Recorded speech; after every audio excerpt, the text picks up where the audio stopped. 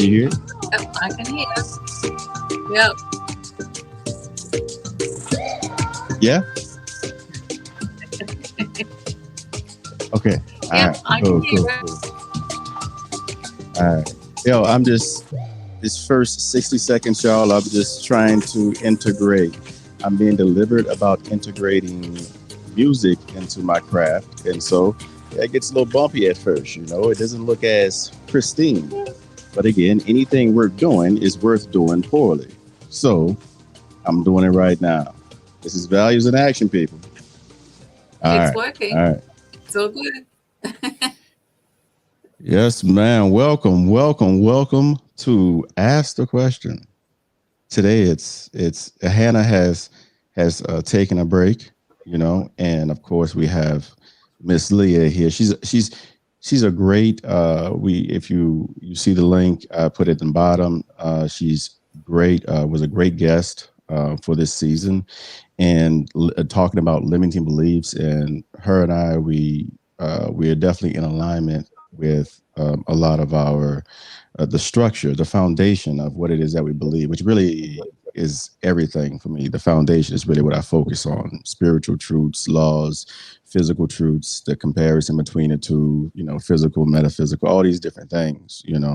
So the mind is like a parachute; it only works when it's open. And so today, though, well, first off, sister, do you want to say something to the people? No, I'm willing. I'm so excited just to be here to share this particular philosophical theory, because it's one of my favorites too. And I've been following you the last couple of weeks, this particular program, and I totally agree with you. We are very much in sync and in line with what we believe as our fundamental support change process is going into the shadow, understanding ourselves, understanding our own triggers. So therefore we can, if we have insight into ourselves, then we can make differences to how we respond, how we interact, even people we hang out with. So we're being triggered, so we're not being triggered, and we make informed choice in the moment instead of looking in back and hindsight, oh, I shouldn't have said that, or I shouldn't have done this, or that's what they were just having a bad day. Like, it takes out that in the moment frustration, but it's also an art. It takes time, commitment, awareness, and reflection, and going around in that circle constantly to fine tune ourselves so that we can be a happier, healthier, and more mindful in the moment, considerate individuals. It is a skill.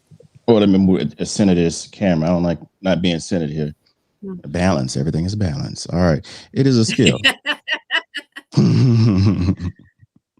It's a skill, though. Balance, or is it just being an allowance? Hey, we do our best. All we can do is, go as far as we can go at the moment, and then sit there and experience that. But yes, dang, I lost my train of thought just like that. The last thing you said. But let me just jump into the show then. Today's topic is shadow work in Carl Jung's Archetypes. Yay! Yeah. I'm trying to work on that too. I don't know what you say after a topic, like yay or anyway, yes. Jung's shadow work. I think it's the big one. I think it's about bloody time this was explored in a lot more detail, because it makes more logical sense. And I think it's a theory that's more relatable because we see it in movies, in books. The whole archetype philosophy is demonstrated in movies. So and for the person who does not know this, for the person who doesn't understand that, like how it's represented, can you just briefly talk about how the everyday person sees the archetypes? Like, how is it presenting itself, and so that they can know that this is relevant for them as well? Yeah. Okay. So the theory of archetypes is the character that each person portrays to the outside world. It's a learned response as much as innate. So if you really want to study Jung, there's several layers to it we're going to expand on today. But the persona, or the mask that we wear and that we live through, is the character, the traits that we use to be ourselves. So in movies, we have the hero is the most common one, the person who comes from rock bottom and learns about himself, takes on new characteristics, builds himself up, and then wins at the end of the day as the hero of the story. How many movies are based on that? A lot of the make the lover, the struggles of that, the dynamics that play out, and the interrelationships that are created through the lover story, the romantic, the rom-coms and things like that. They're the most common ones, but there's so many other. There's 12 that are common archetypes. Whoa, hold on. Let's not go that far. Let's not go that far because the people gonna get off. Yeah, the people gonna get off. That's like lesson 46. 10. So yeah, 10. You say 10. You say 10. They told me I had to break it down and break it down and break down what I broke down and broke down what I broke down. They told me I had to break it way down. So I'm like, okay. Yes, I agree. Yeah, but anyway. How passionate I am about this topic. See, I just love this theory. Yes. So just keep reining me in. Just keep stopping me. Again, until the unconscious becomes conscious, it will direct your life and you will call it fate. I repeat that constantly. So again, the topic is shadow work and Carl Jung's archetype. So I'm going to be in a position, sister, if you don't mind, I would love to be in a position of student where, this is your dojo. And I mean, you're the sensei, and I'm just asking. I'm curious. I'm pleasantly curious about these things that I'm about to bring up, which are the 4 archetypes. Is that okay with you? Yes. Okay. All right. So you ask the questions, I answer to the best of my ability, and keeping it simple and not too much information. Oh yeah, because I'm gonna ask a question if I don't understand. So as the student, so, but the persona. So 4 archetypes. There's the persona, the shadow, which, shadow work, the anima, animus, the self. But the persona is the first one. So this is, or the social mask we wear in front of people outside of our safety zone. That's all me as a student. I, as a student, know anything about the persona for the sake of this exercise. So, how is this germane? Like, why is this relevant to the everyday person? Like, why should they care? Who cares about a persona? And if my light falls over, this thing has been messing with me. Like, I got it leaning up against the table. So just don't, I'm okay if you see a light fall over. But yes, please. How does a persona apply to the everyday person? Okay, so the persona, as the name suggests, is the personality that we present. We learned at a very young age that we needed to stay safe, to keep ourselves safe, or in our perception of safety. So we develop strategies, coping strategies, interrelational strategies, how we relate to the world, how we assess, what our strengths and our values are. But also then it's like, how do I want to be, or how do I feel I need to be accepted by others? So then we develop the mask. Am I the joker? Do I make jokes and keep people happy, and then I feel appreciated back? Am I the serious one? Do I have to keep myself safe by being the saint, the good girl, the holy mother, so to speak? Or can I be the rescuer, when I make really good positive solutions and rescue situations from damnation, so to speak, when things are falling apart? Am I the resourceful, am I the mother, the nurturer, carer? What do I need to be in the relationships and situations that I choose to be in or fall into to be able to feel appreciated, loved, accepted, and valued? And that's part of the persona that we take on, the mask that we wear to fit in. So let me ask you this. How does that, knowing this, in what ways can the persona cause complications, or, for everyday people? Like, how is this, what is the skill being developed by understanding the persona? Yep. So using Jung's theory, and the other thing to keep in mind is that there is a lot of interlap, just using different terminology or different words between, for instance, the attachment styles and Erikson theories, or the that word. I'm not going to say because it's too complicated. But there is a lot of crossover theories. So this is just another way of explaining how we develop and then how we choose to interact in the world. So it's not as if we have to start a new learning. It's just use different names, different labels for similarities. I think that's another important, because we're not going to learn a new style. So coming back to your question, how does that become a complication?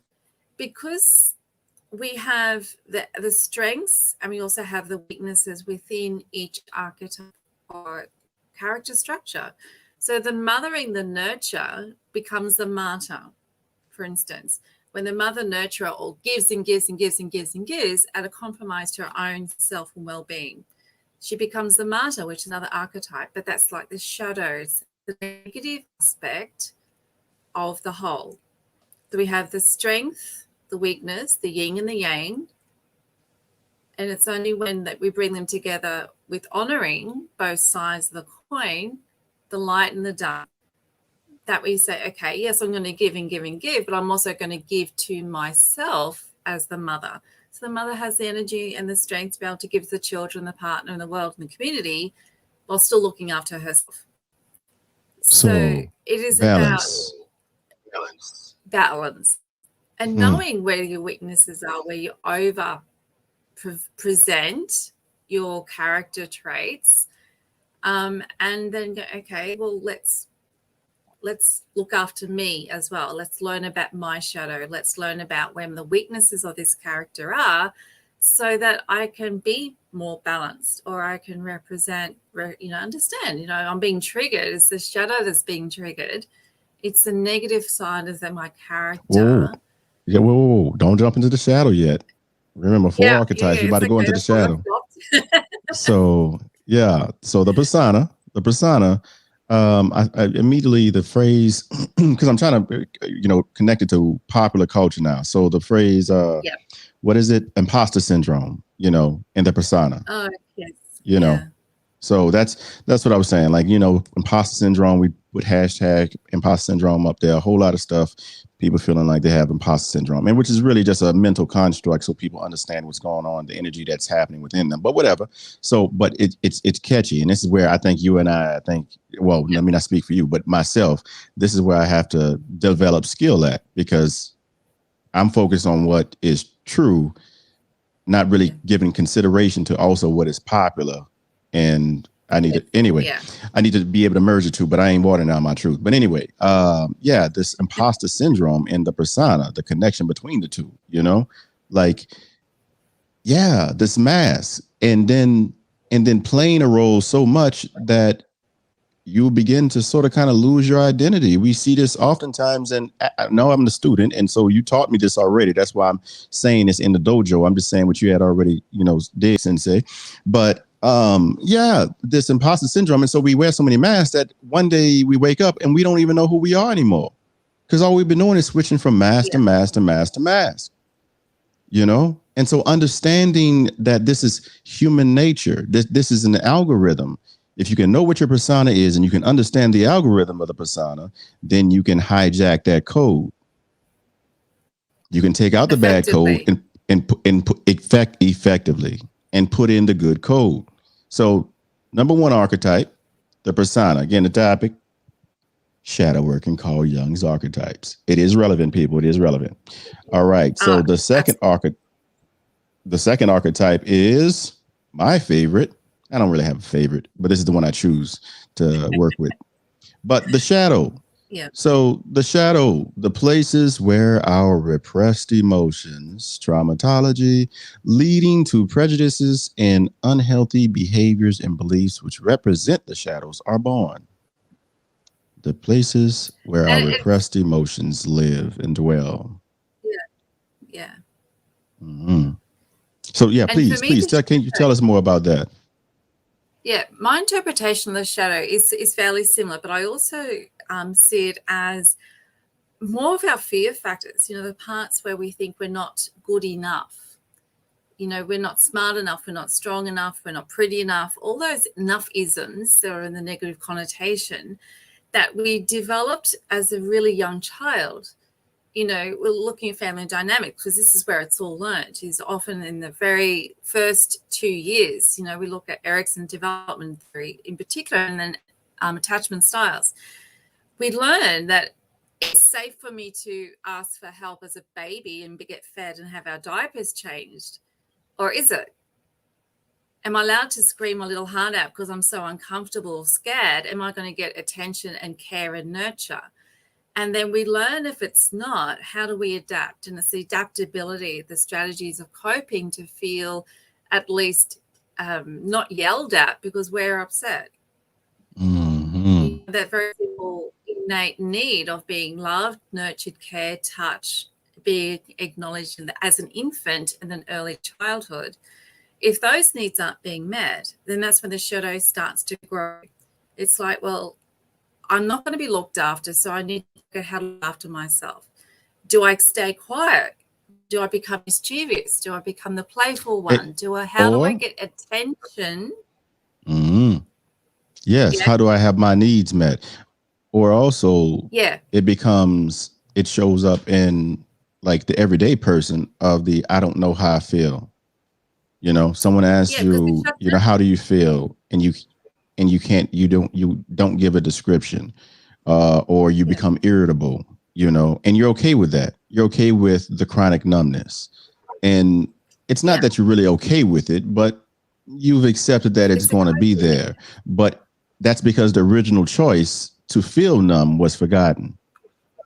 It's been that long. Yeah. You've been living in that state, you know? And so the shadow, it's there. We can see it, but we don't see it because we've chosen not to see it. And so it sits and manifests in different thoughts and behaviors. Yeah. That we don't even realize. Yeah. Mm-hmm. And bad behavior, shadow behavior that we talk about, you know, the anger, the frustration, the imposter syndrome, the hiding, not feeling, all those. And there's just so many different emotions that we can identify as what we call bad. And it is those bad feelings are really just a shadow saying, how about me? How about me? I'm still here. You know, help me come into the light.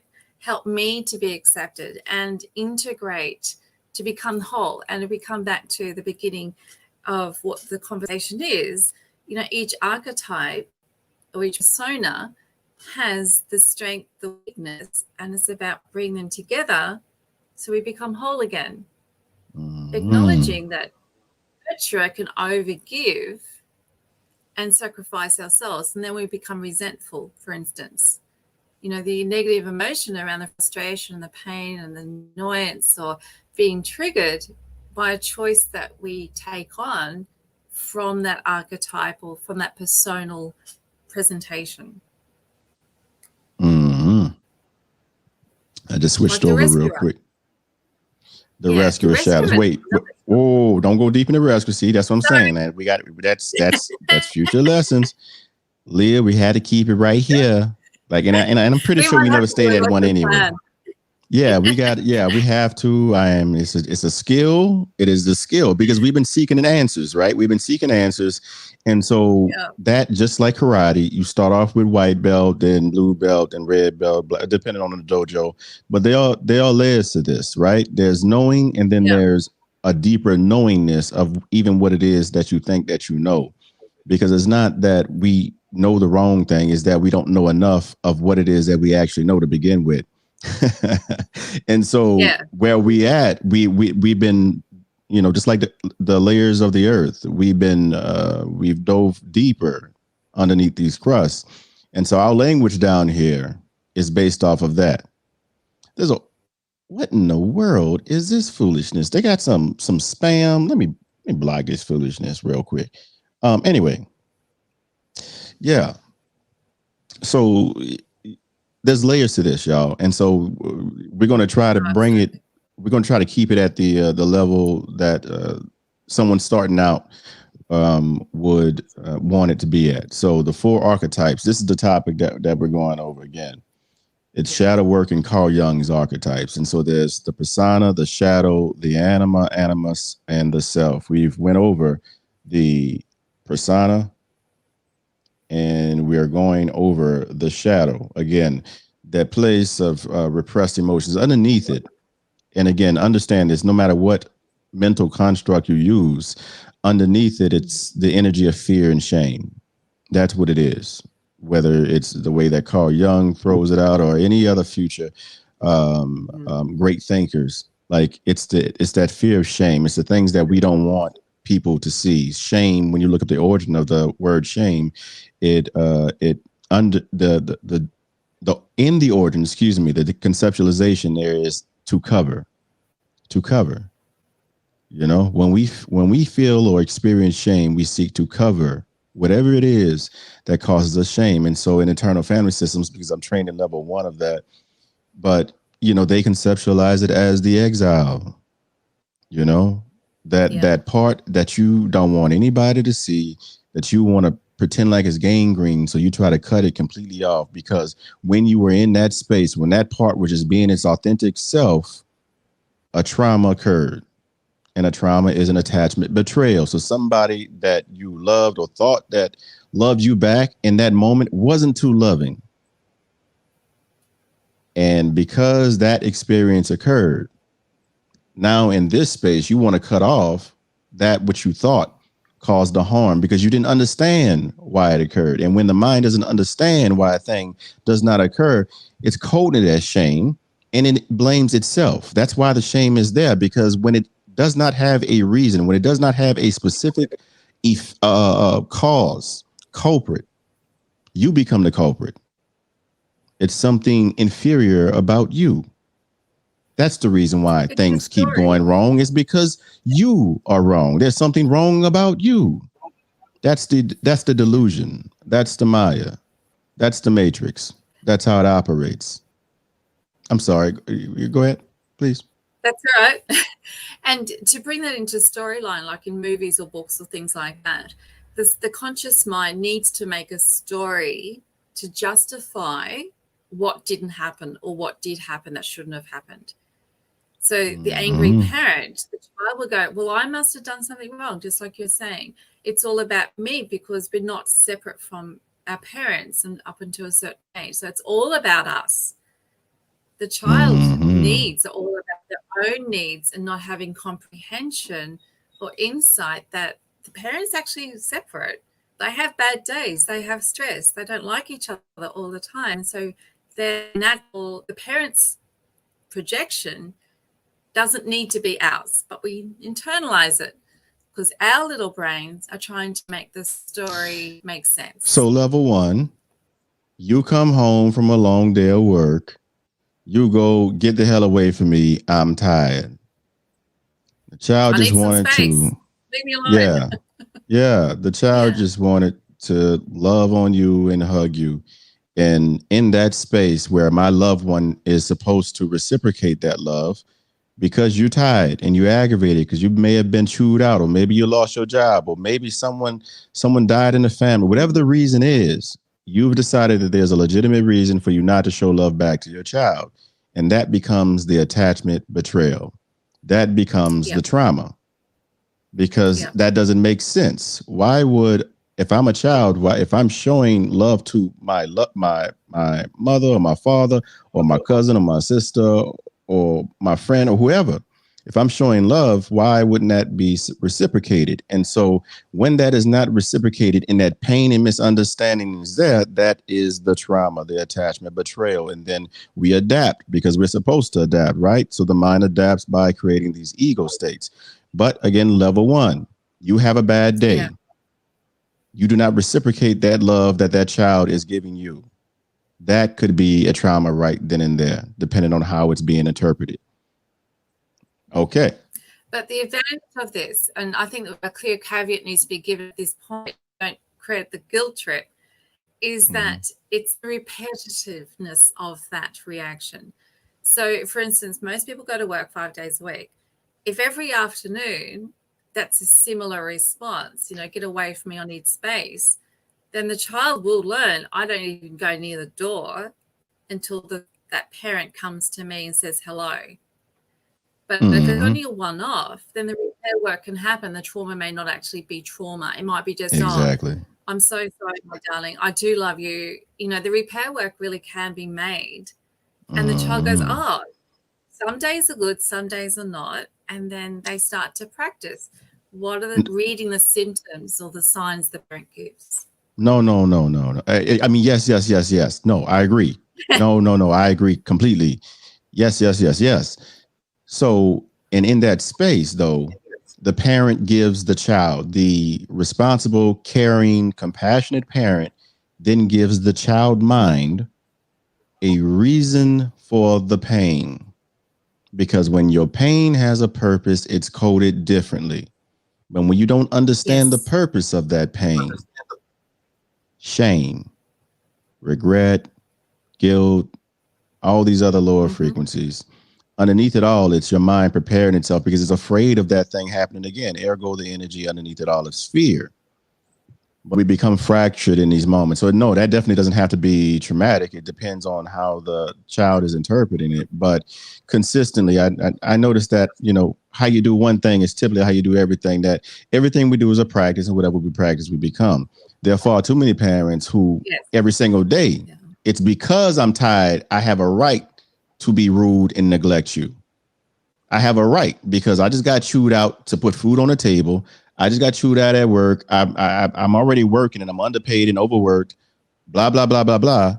And that becomes the rationale, an algorithm, an unhealthy algorithm, because they don't have the energy. Yeah. The body, the human being, the person does not have the energy to give to the child. And so it must rationalize not giving to the child. I'm tired. I had a long day. I'm the one who put food on the table. Look, go watch cartoons. Go play outside. Go whatever. Get away from me. That's the rationalization. But then that gets coded. That energy of fear and frustration is projected onto the child who's reading all of this, because 80% of language is unspoken, right? Mm-hmm. Majority of language is unspoken. And so it's not do as I say, not as I do. No, it's they're going to do exactly what it is that you do. And they're responding exactly to what it is that you do. And that's how the generational trauma and the styles of learning are perpetuated from one generation to another. So if you go back in history and you look at the family lines, you know, how were our parents actually treated and what did they learn? And it doesn't justify bad behavior. I'm not saying, well, it just makes logical sense. I'll just put up with it. It's like at some point, the generational curse has to stop, and it has to stop with the aware parent going, this is who I'm projecting. This is my persona. Do I like it or not? If I'm not liking aspects of it, I must do the shadow work. I must look at the things that aren't working and what I want to improve for my children for the next generation. And it's when we own the shadow side of the persona, then we can difference. We can start to integrate and we become, I don't want to use the word nicer, but I suppose become more balanced and more loving. And we give space for ourselves to get it wrong, but also then space for our children to learn it's okay to say sorry. It's okay and acceptable to have bad days. It's okay to be able to express our emotions in healthier ways and teach them how to do that and work through it. What I believe is it ushers in is a new age of, again, balance, which then manifests in this physical space of isness as a peace that surpasses all understanding. Now, how does a peace surpass all understanding? Because your logical mind can't understand why you're responding differently to your boss chewing you out and you being tired, but yet still you come home. You respond even to that, the negativity at work, differently, because now you've developed the skill of having an energetic barrier for that BS. And so now you're not as drained at work. Matter of fact, work barely drains you. You might even feel more energized to even go to work and wake up. And so you have more energy to give, you know, and so now you're giving to your child who then gives back to you. And now you're finding more energy to even create more and think of things and see things that you've never seen before. That's the domino effect. This world, it operates off of cause and effect. You know, people say working on myself, it does nothing. No, there's nothing that does nothing. Everything is something. Like in this place of isness, everything is and nothing is not. what you do has an impact. There's an other side to that equal sign. And people need to understand that, people understand that when it comes out of the physical world, like simple things like working out, like you understand that you're starting out day one, and you won't have to go through it before you really start seeing some changes there, right? Think about the mind and all of these years of baggage and misinterpretations and conclusions and ego defenses that were developed to protect you from future harm. That's a lot. That's a lot. And when it gets coded around fear and shame, that's some thick stuff to go through. You know? Anyway, and the other upside, go ahead, of when we do the shadow work is that when we understand how we are triggered, like why do we actually get upset? We have greater empathy for others, and that reduces our trigger response. We go, well, they're just having that, or that is personality. I like it, but I can at least accept them without being so annoyed by them. And it's a classic. I see it at work at the moment. We've got new managers coming in, and some of the younger staff are just going at it. They're just really reactive. I go, well, see it from their side. We got new people on the floor. They're trying to prove to themselves and also their bosses that they're good for the job. Of course, they're going to be overcautious. Of course, they're going to be asking questions that you think are ridiculous. But that's it. But let me tell you, let me say this real quick. That is exhausting, though, to tell every single human on the planet constantly over and over consider their point, because that's the thing. We're resisting something there in that we don't see the other. We only see us. Most people, when you're unaware, you're asleep. That goes right back to Carl Jung, and until the unconscious becomes conscious, it will direct your life, and you will call it fate. And so you are seeing through your emotions as apart from experiencing your emotions. You are living and believing that you are the current I am, such as I am angry. You are believing that you are angry and seeing life through the lens of that emotion, as opposed to I am experiencing anger right now. Because when you say that subtle difference, you know that you are the I behind that emotion. You are the I behind the I am. These I ams change constantly. I said it before. We can be I am worthy, I am unworthy, I am mad, I am glad, I am excited, I am depressed, I am all of these I ams that continue to shift, this inconsistency in these patterns. But the I am underneath that, if you look at the patterns, is not I am inconsistent. No, it's supposed to be inconsistent because this world changes. We are in a space where change is inevitable. Like it's a constant, the one constant. So things must change in this space. But what is consistent about you? Because there's also something that is consistent about you. When you begin to ask that question, what is consistent about me? Such as your values, which are typically understood during moments of pain, where your true self really comes out. Doesn't have to be pain, but we choose to ignore. Who the hell wants to know about the persona and the shadow work and Carl Jung's archetypes? Nobody want to hear that. So we choose to, we got bills to pay. We choose to give attention to this place of business, to this business where things are constantly shifting and everything changes constantly. It's just one sandcastle that's built, and then the next day it's knocked down, and then you have to build another sandcastle. And if you spend your entire life doing that, you will die on your deathbed with regrets, not realizing that you could have spent your time doing something else. You didn't have to do that. You told yourself you had to do that so that you can continue doing it, to give yourself permission to continue doing it. The only thing you have to do is die, because we're born dying. We're born in a state of entropy. Okay, look, I know we got to move to the next one. I had to jump in there and say what I need. You got anything you got to say, Leah?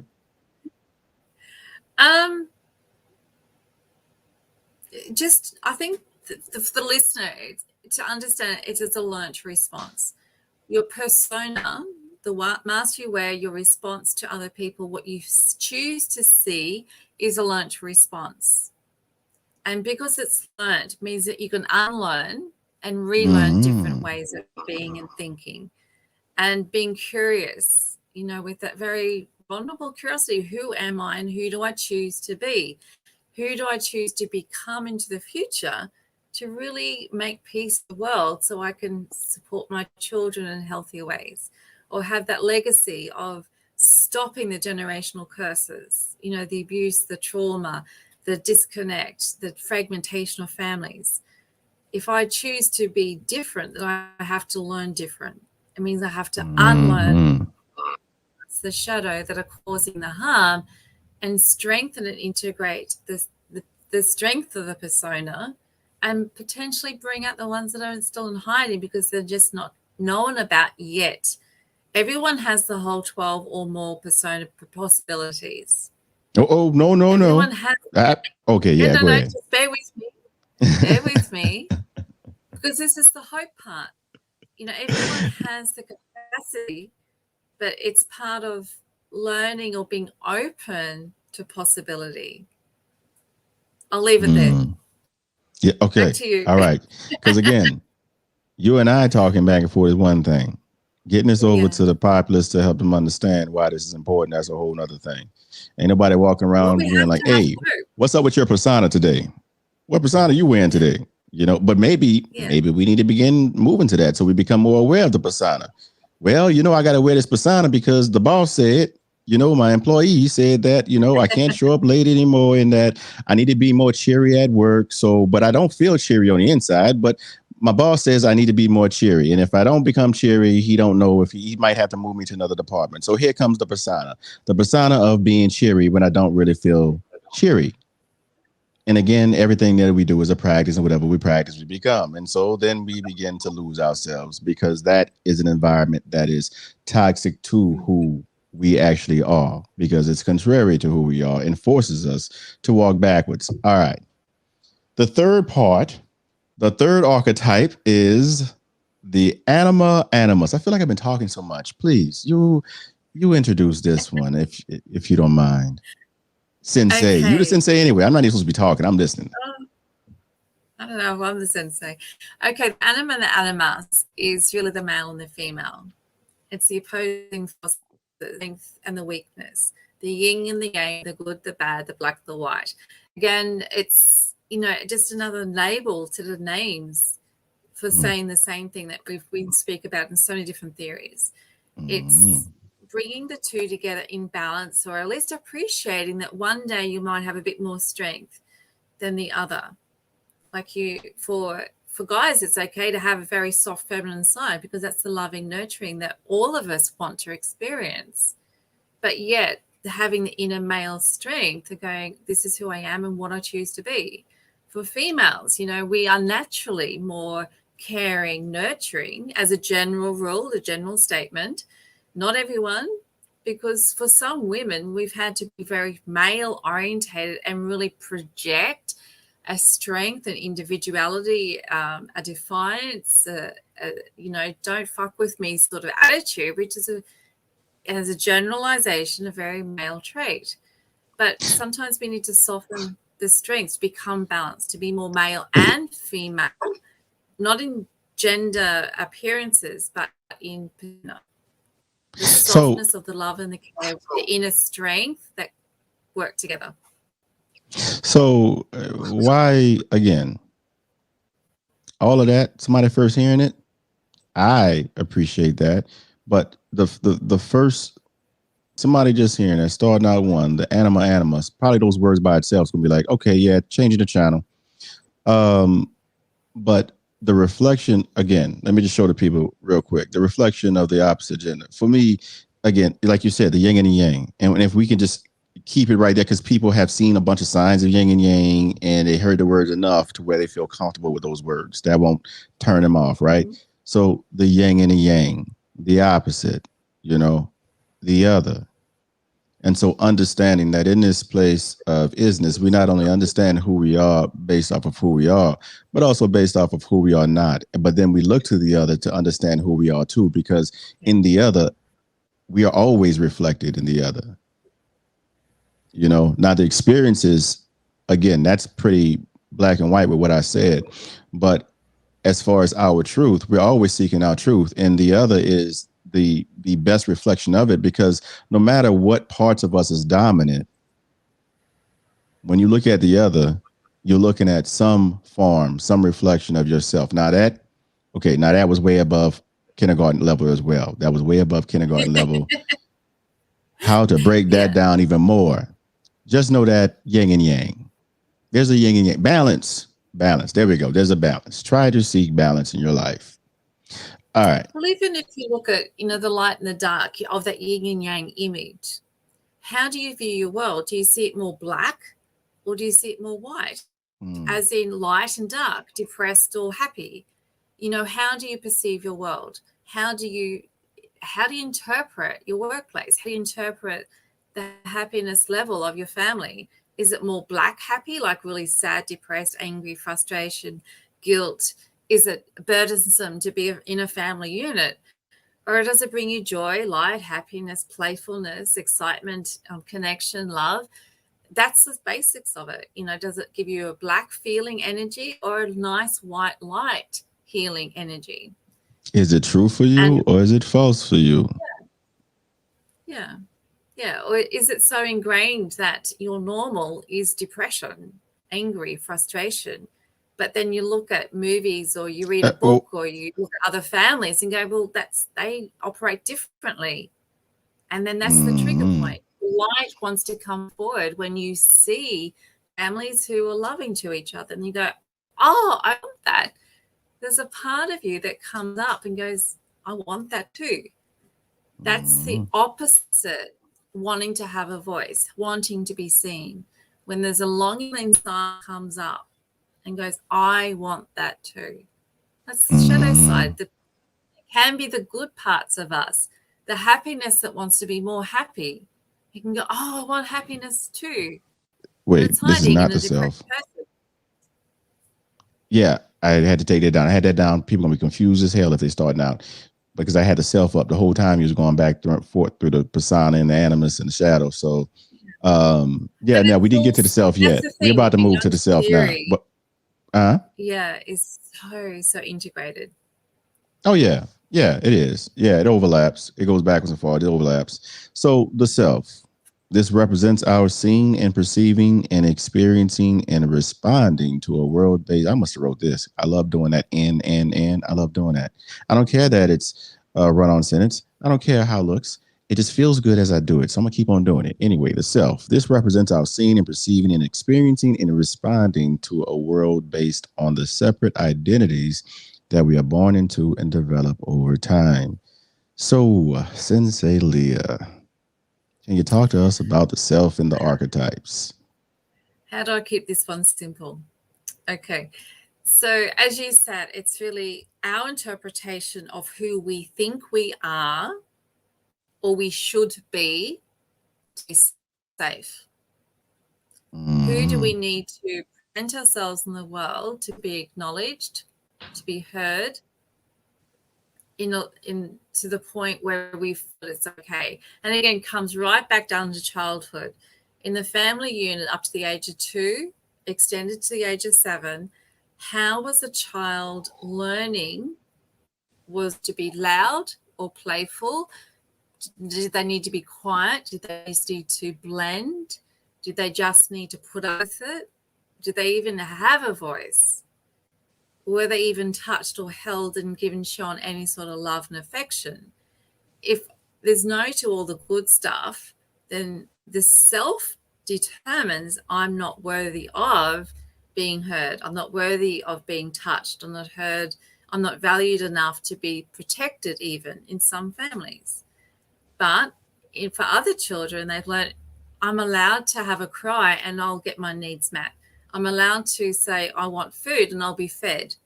I'm allowed to say I'm scared, and the parent or another responsible adult go, well, what's going on?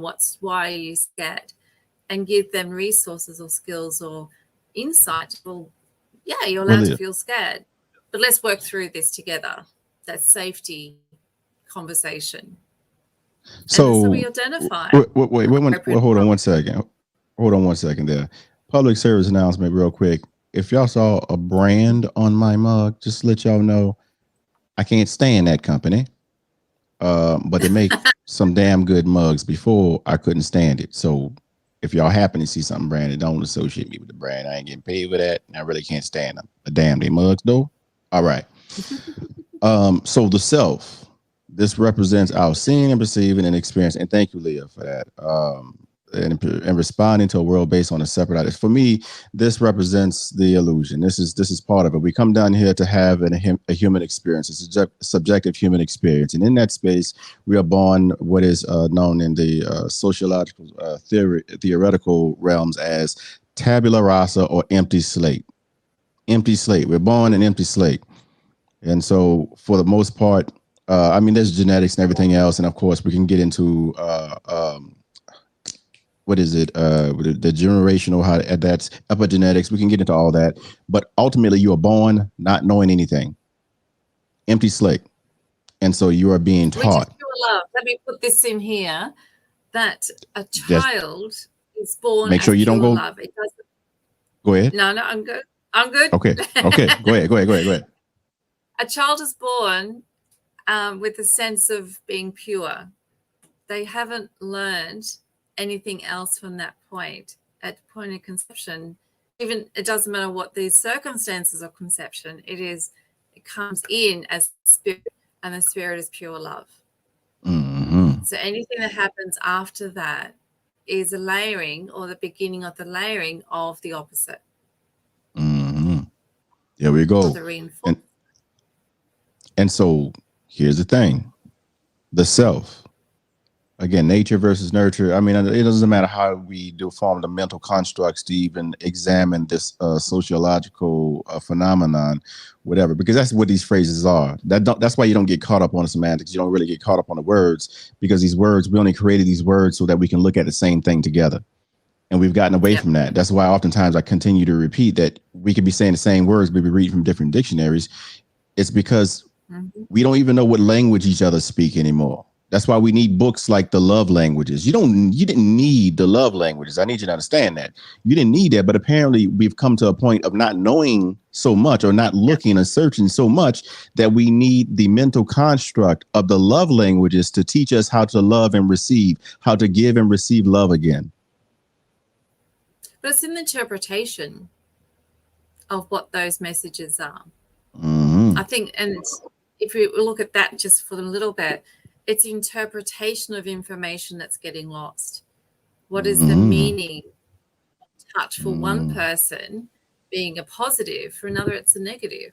And it comes right back down to the early experiences of a child. Did they learn that touch was a loving action, or did they learn it was a painful action? Is it a safe action to be touched? Was it a safe action to receive a gift, or was it a bribe? In your family, was it okay to, and I'm not asking Leah this, but was it okay for you to express your emotions? Was it okay for you to talk about having your heart broken? Were you received well? Did you feel comforted and safer after having a conversation with your parent or your guardian or whoever was there? These types of things help to develop the self, because if that wasn't there, if you were in a close communication network where your family didn't process emotions, we don't talk about stuff like that. And then you get with somebody whose family actually has emotional intelligence. I mean, I don't want to sound condescending, but maybe a little bit more versed with their emotions. A little bit more versed with their emotions. That's going to cause conflict, because you're going to resist, even though it's healthier to be emotionally aware. Your default algorithm, based off of your experiences in your family in order to protect yourself, was closed communication.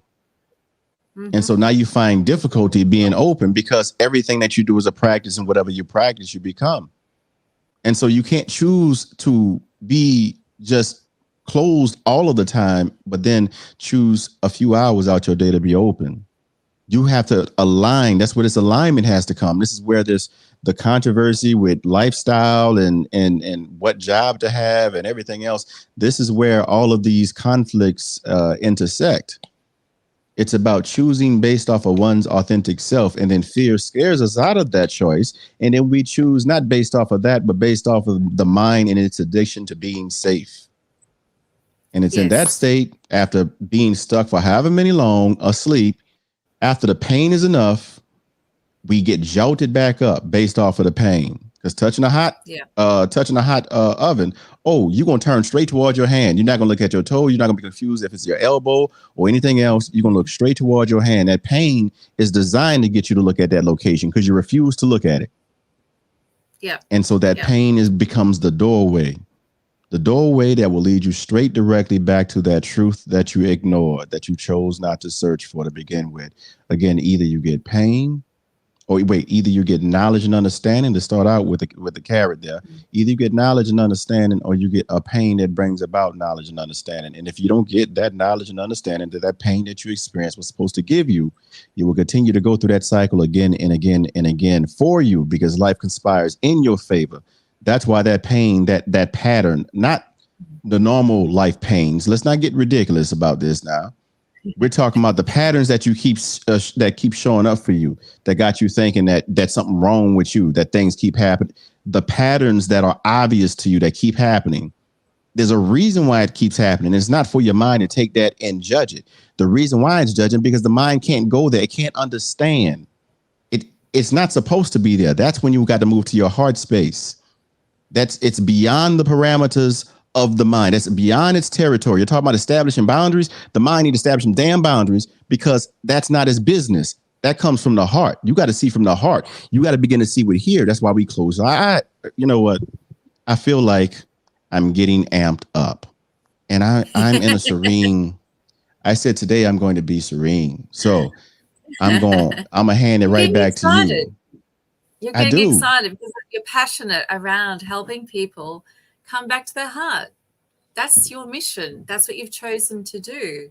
That's what your life purpose is, to help people to come back to see the purity of themselves that they're originally born to have. Yes. And the only way to do that is to come through the layers of the lines that we've taken on, through our stories that we created, even through osmosis, through our environment that we grew up in or we learnt through, or the ones that we decided to take on because we thought it was a good thing at the time. Yes, yes. The bullying effect, peer pressure. We agree to be like others because we think it's cool, or we get the idea that that's what we're meant to do. Is it right or wrong? It depends on the individual. But if it's inappropriate, it's inappropriate, then the pain will come. It'll, at a point in time, the relationship will be struggling or fail. It'll break up. The family unit will dissolve. You'll get the sack. Your health will deteriorate. You'll become stressed or depressed. And like you're saying, that's the pains that are the door opener to go, what actually has happened and why did this happen? Where does it come back to? And it's the walking through the history, and we can use the personas as a guide. We can use the shadows. That's the shadow work. That's the shadow work. And it is the shadow work, but sometimes it takes, hitting the brick wall or walking through, the black curtain and going, there's no what success is behind this? Even the illusion of success and failure to me is a whole illusion. Even those concepts are illusion to me, because these things are par for the course. And so how can I even consider my failures failure if life conspires in my favor? For me, failure is just a measurement of how challenging the time may be. But I'm always succeeding. Even when I fail, I'm succeeding, because I must fail in order to succeed. This is day and night. I can't accept the good without accepting the bad. I can't accept my joy without accepting my pain. This is where the shadows and the repressed emotions also have, this becomes an issue, because people don't realize when they say, I don't want to experience my pain, which is an emotion, you're saying, I don't want to experience my emotions, period, to life. And so as you begin to numb yourself and run from your pain, what you don't realize is also that thing that you really do want, which is more joy, more happiness, more excitement. You also begin to push that down as well. Cause and effect. You think you're going to reap all the benefit of repressing your emotions where you don't feel the intensity of your pain and not have any effect to that? Oh, there's an effect. It just becomes invisible. And now you're responding through your emotions as opposed to observing that you are experiencing these emotions. You live through the I am and believe that you are the current present I am that you've chosen. I am angry or whatever. as opposed to the I behind the I am. When you see that you are the I behind the I am, you know that there's still a choice, that your mind will rationalize to make you believe that you don't have a choice. And that's also reminiscent because it'll remind you of your past pain where you may have lost agency, where you wanted the pain to stop, but it did not. You hoped it stopped, but it did not. And in that space of traumatic loss of agency, if that inner child is yelling at you as an adult, it looks like, I can't really do that shadow work stuff. I don't think I'm strong enough to make it through that. I don't really think anything will ever change. It just, you got to just do, you got to just live with what is. I mean, yeah, some days you're happy, some days you're sad. It just, that's life, or life is a bee and then you die. Like all of these things are, people don't realize it's ego states, but people catch on to these phrases because they resonate at the same frequency. And so it becomes a big old wave. We know that waves are determined based off of how many water molecules are oscillating at the same frequency. So you have all these people operating on the same frequency of life is a bee and then you die. And then it becomes a slogan that lasts for years, that even where you're located at right now? Near Sydney, Australia. New Sydney, Australia. And you've heard of this phrase, right? Yeah. That even it will travel all the way to Sydney. If not begin from Sydney and then travel all the way to, either way, it don't matter where it originated. The point is that how did this thing catch fire that like that? It's the frequency. Yeah.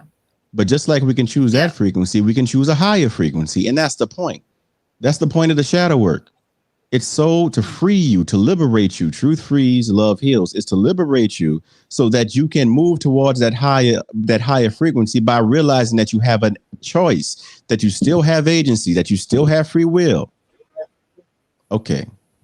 What you got? What you got, Sensei? I know you just gave it to me for a little while, but you got it. What you say?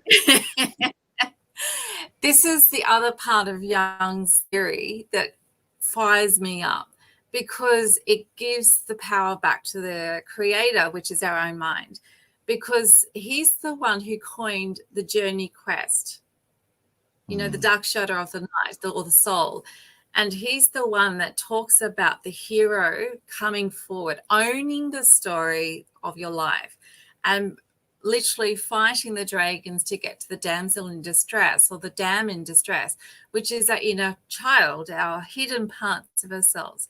And we know what the story goes. You fight off the villains, you work out who's the thieves, the story takers, the really challenging people in our lives represent the villains and the stabbers, the murderers, the ones who want to undermine our journey.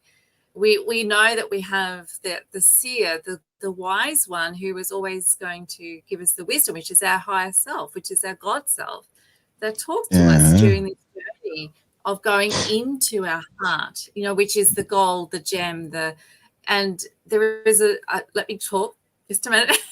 There's a whole book series for children called the Del Toro stories, I think it is.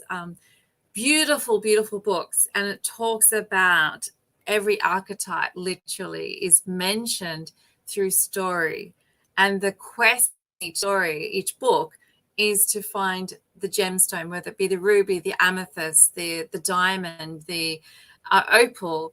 And the whole message is finding your strength by working through the shadows of that particular stage of the journey game. And this is where gaming comes very powerful too. We know people who play games all the time and they're getting different levels and different layers. It's the same principle. You've got to find the blocks. You've got to move through the obstacles to get the win. And that's what our life story is. It's about working through the obstacles, the barriers, the challenges, the brick walls, the parts of our heart that are closed off.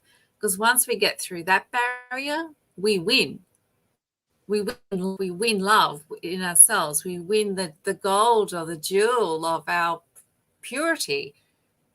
And that's where the journey quest that Jung talks about, that's the whole premise, is self-actualization. We're coming back to ourselves by working through the BS, working through the layers, the obstacles, the lies, the untruth sayers, the people who want to take us off course, the people who are out to get us because they're jealous of us. They see our beauty and our power and they want to undermine it so we cannot get back to truth. I'm finished. There you go. Yours. Yo, hey, look, you had to do what you had to do. I appreciate that. Look, sometimes you just got to lay it down and you got to keep that flow going. I appreciate keep the flow going. Look, anytime you feel it, you say, I'm holding on to the mic for a second because you're still freestyling. You don't mess up somebody's freestyle. So I understand that. I understand that. Look, I just got quiet. I'm listening. I'm gonna tune in. But let me say again, with that I am, to make it personal, just to understand that I'm not babbling here how I apply, because knowledge is great, but it does not serve you until it's converted into wisdom, which is knowledge in motion. So for most of my life, I've been seeing this storm coming. This storm coming, and it's a wave of my fears, my shame, and my self-judgments. It was always there looming. I could see it. Dark, dark, dark. The sky dark. I could see it, but those storm clouds, for most of my life, I've been looking at those storm clouds. And I realized that I kept making the statement of, wait, what would you say? How were your storm clouds presenting to you? Was it depression? Was it frustration? No, it was anxiety. It was low self-esteem. It was self-hatred. It was apathy. It was purposelessness, hopelessness, and at sometimes suicidal ideation. Yeah. And so these storm clouds, they were most intense. I mean, the suicidal ideation that stopped in my early 20s, but the storm clouds had always been there in some form or fashion. And I realized that I was making a statement in that moment that I am seeing storm clouds, and I chose what those storm clouds were made up of, because I'm not the I am. I'm the I behind the I am. And so more recently, and this is why you see me not only as y'all don't see me as a therapist at all, because I don't serve as a therapist in this space, but this is why you see me in the social influencer space. This is why you see me speak the way I speak, and you hear that passion. That's not pretend at all. Any real recognized real. This is authenticity. This is unapologetic authenticity. But in order for me to move to this space, I had to realize that the I am I had been making for most of my life was too small for me. That just like shoes being too small. Like I'm looking at my shoe and I'm realizing that my feet 3 inches bigger than the shoes I'm wearing. And so I had to make a new I am statement that was appropriate to the I am that I choose today. My truth, my experience, my reality.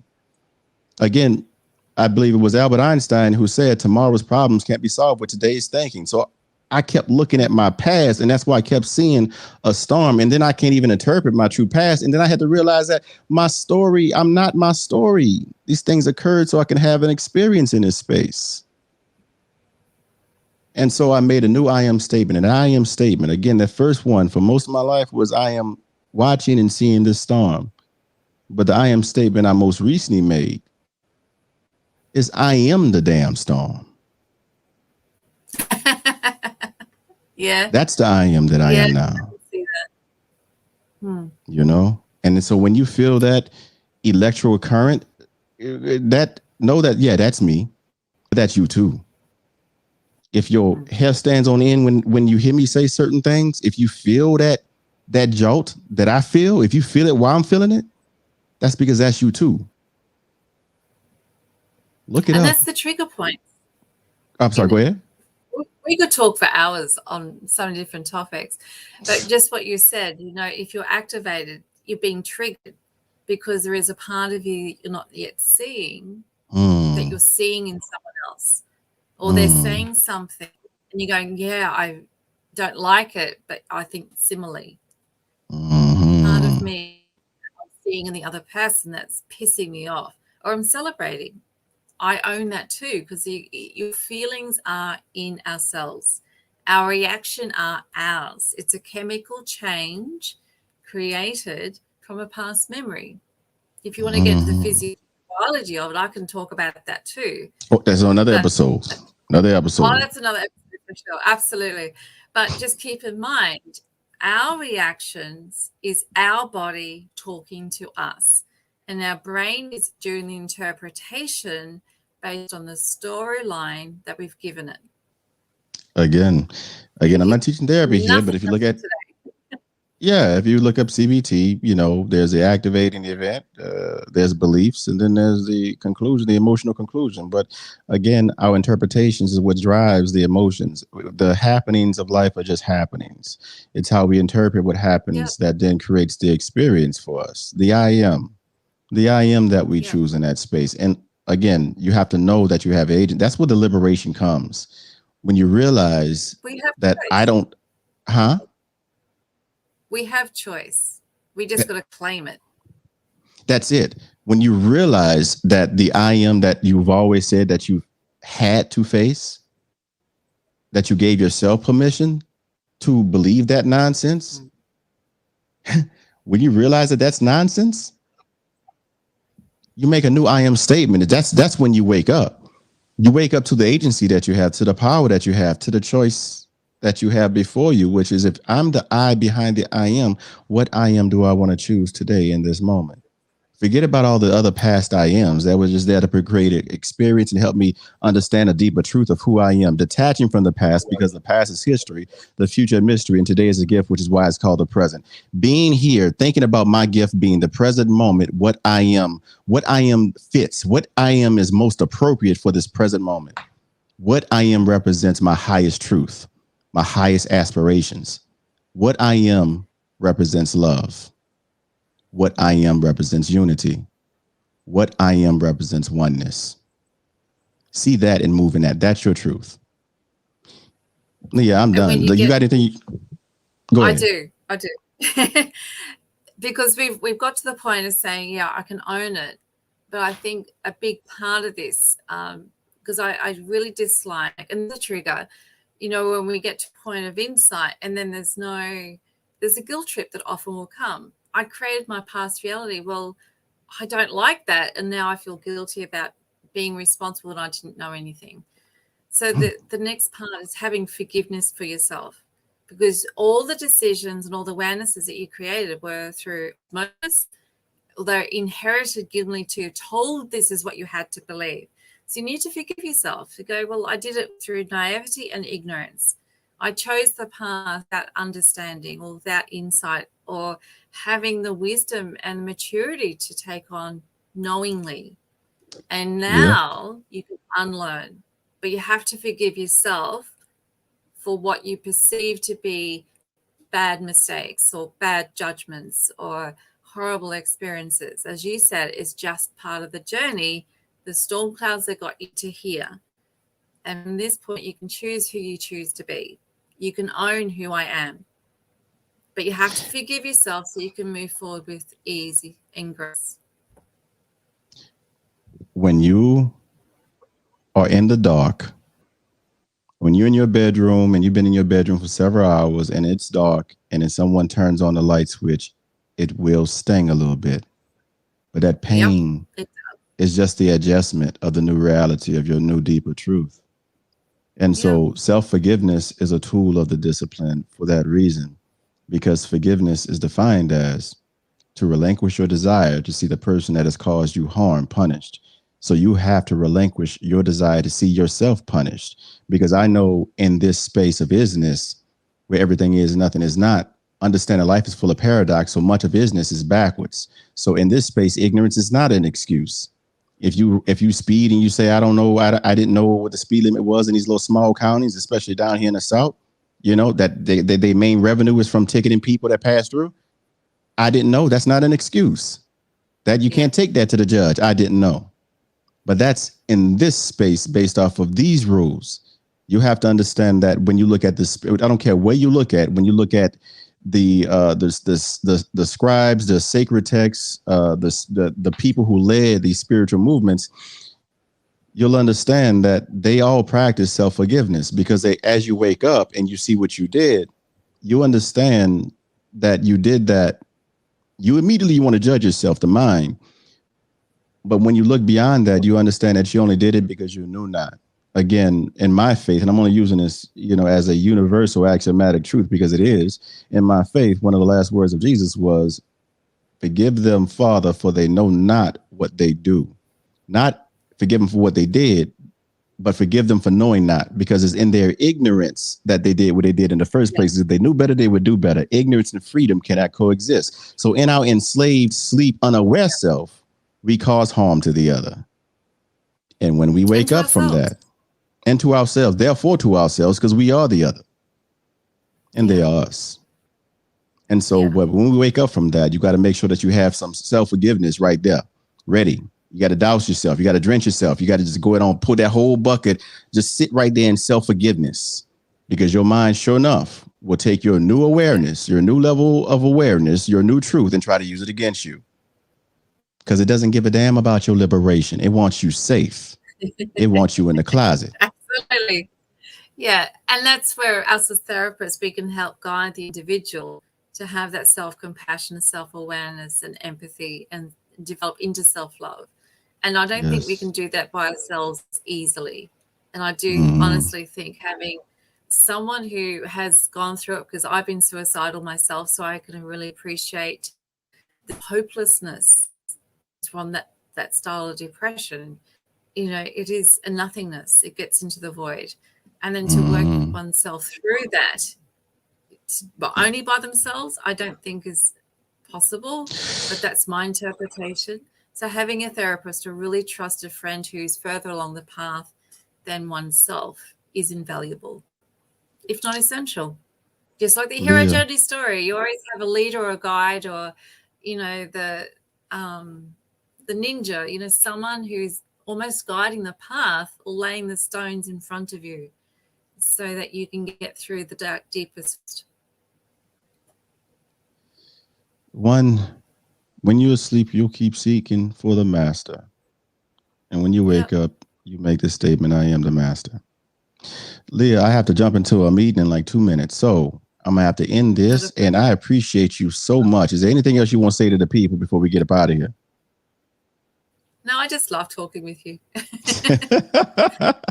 Same here. Same here. That's why I had to bring you on. I'm gonna bring you on for more. But we gonna have to figure out how to layer this thing, so make sure people picking up what we putting down, because we putting down some heaviness. We putting down that's some. True. We might need to develop a course, a program that people can actually move their way through, and then do it together somehow.